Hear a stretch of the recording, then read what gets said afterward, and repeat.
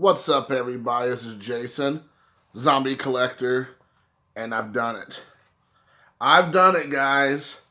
I went, drank, drunk, sip, poured the Kool-Aid. Now, I was out of the game, as most of you all know, for the better part of 5 months, maybe longer, and probably really 7 or 8 months when I was kind of slowed down buying cards in general. And there's this thing that happened on the way to the YouTubes and interwebs and eBays and all that was, let me see, the Topps Project 2020, just in case you all didn't get the memo.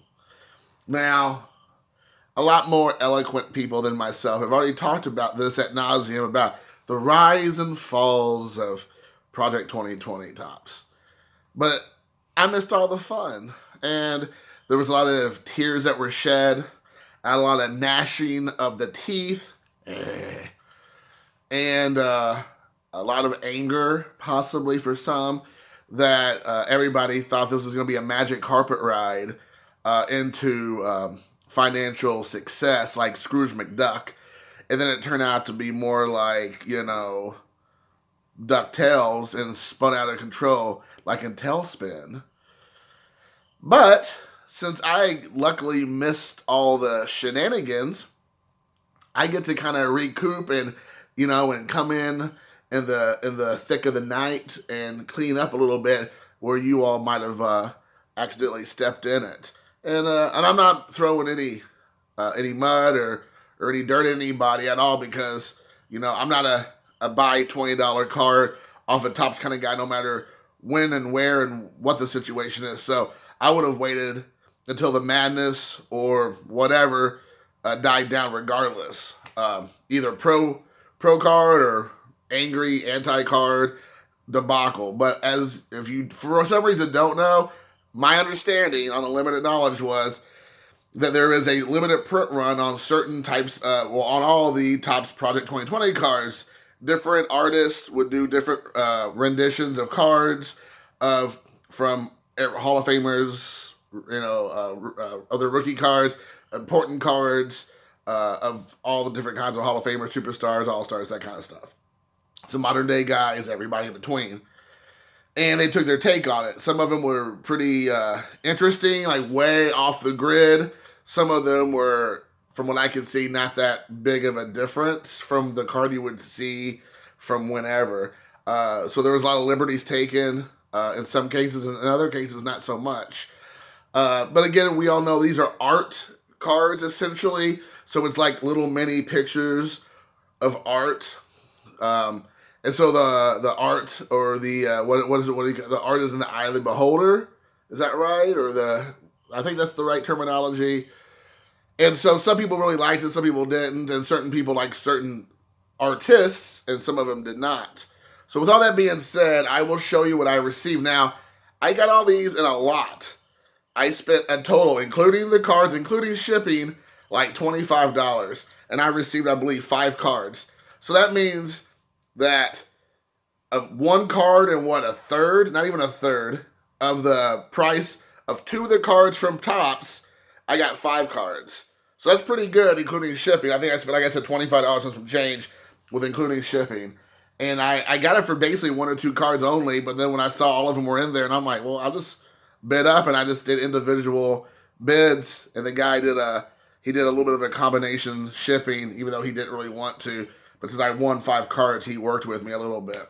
So that being said, I don't know much about it. I will say, if you all know about the print runs, if this is rare, not rare, let me know. If this is one that was made like 50, 100,000, million, jillion, then okay, maybe that's why I got it for so cheap. So here we go, guys. First up is Old Menelon. The designer was Old Menelon, and it is the Ted Williams card there. Some of these guys' names I'm obviously going to destroy because I'm not so hip. I'm not too hip. I'm not cool. But here you go. You have the Ted Williams card here. This is the 1954 Topps baseball number 250. This was based off of. And again, I guess the guy's name is Old Men Alon. Sorry if I'm mispronouncing it, but that is the best I could come up with. So, like I said, all these cards are essentially $2 to $3 a piece if you think about it. Like I said, the shipping cost me more than the cards. So that was the first one. The next one is now I know this is a fun one. This one has his name on the bottom. Is a Frank Thomas card. His 1990 Topps should be card number 414. I like this one a lot because you have the White Sox right here. Got a cool like style of Frank Thomas here. The White Sox right there. You know, I thought this card was really cool looking. I did enjoy it. This is by the artist. Is it Fauci? Fauci also not only is a some kind of disease specialist or virus specialist, he also is an artiste. Maybe Fucci, Fucci. But anyway, so there you have the Frank Thomas, which is pretty cool. I wish they would put I wish they would put on there what the run was. Like it was 1 out of 5,000. There was 1 of 60,000 or whatever.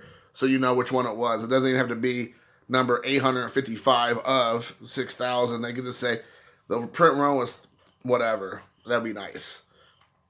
Supposedly, I watched somebody else's video. They said this already. This is the card that broke the interwebs and everybody's spirits. And this is the King Griffey Jr.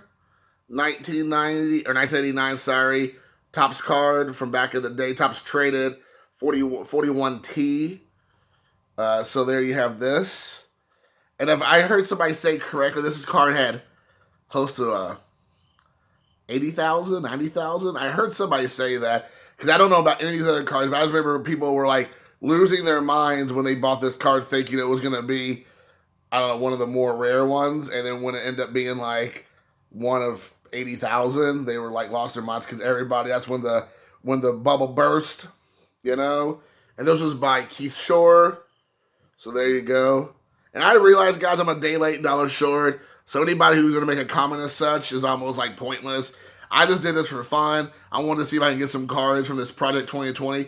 I can get in on the hype that's already died down and been buried, but just for kicks and giggles, just to see if it's possible. And now that I've bought or have gotten 5, I'll probably buy more and probably just do them like the way I did before. Just put low bids on all of them and just see what happens. If I get them, great. $2-3 a pop. That's in my wheelhouse. If, they go for more, which I know some of them will, I guess I just won't be getting them. The next one up is the last two of the two I really wanted. This one has a lot going on it as well. It is the Derek Jeter off of the 1993 Topps number 98, I believe, on the card. Right here, the Topps 1992 draft picks. You have the Jeter right here. It looks like there's a guy in the background. I know you probably can't see it here. It looks like him throwing. It might be Jeter actually himself now that I think about it because there's the number 2. But it looks like there's him throwing in the background, which obviously he's been added by the artist. The artist's name is Gregory Siff. I think I'm pronouncing that correctly. I do apologize. Gregory Siff. But there's you have the Yankees cap on here with the bat. You have what looks like the Statue of Liberty. You have American flag. Mr. November. There's a lot going on here. A big diamond in there. A diamond in the rough. I think the reason why he sold this card or whatever, even though he did say they all were brand new condition, this one looks like there's some scratches on the back of the case. But again, guys, for $1 or $2, these cards, I don't care. I mean, the card's what's worth money to me, if it even is worth money. The case and all of them came with their black little suits they put in them, the little suits they put on them. Obviously, the case, the card looks like it's never been opened. But I don't really care about that. I'm buying the card. All the other stuff, because I'm probably never going to sell these cards. And if I did, I'm sure they're not going to go for a whole lot of money.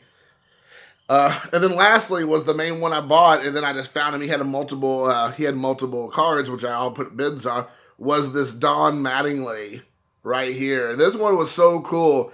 It has Hitman on the train. So you have the train going through, of course, New York. You got Don Mattingly here. This is off of his 1984 Topps card number 8 in the set. This is by Mr. Cartoon, which I was cool. I got 5 cards from 5 different players from 5 different 5 different artists, which was super awesome. That was not planned. It just worked out the way. It looks like he has his name Cartoon. You see right there at the bottom, Cartoon, so he signed his artwork there. I like that it has the number 23 right here for Hitman, Don Mattingly right there. There's a lot going on in this. I really enjoy the card so much. I just absolutely love the card. It was super cool, but I really liked it. So there's the Don Mattingly right there. So guys, that's it. 5 cards, 5 Project 2020 cards. For $25, including shipping. Let me know what you think. I can handle the truth. Was I had? Was I stupid? More than normal? What do you think? I definitely would appreciate if you all know the print runs, or even if not the print runs, if they just are, these are like the super common ones. That's fine. I just kind of like to have like a litmus test to kind of know what I'm doing. I definitely don't want to get caught up in the moment and then like spend a whopping $5 or $6 on a card that I really shouldn't do. So anyways, guys, let me know what you think. I really appreciate any suggestions. Always about the comments, and that's all I care about, as always. So until next time, peace.